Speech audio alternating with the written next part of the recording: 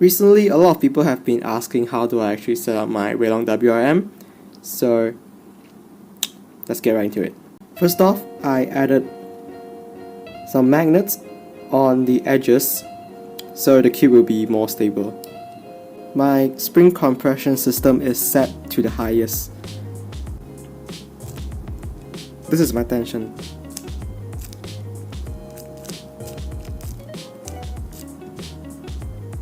Next up, I lube the cube with 50K.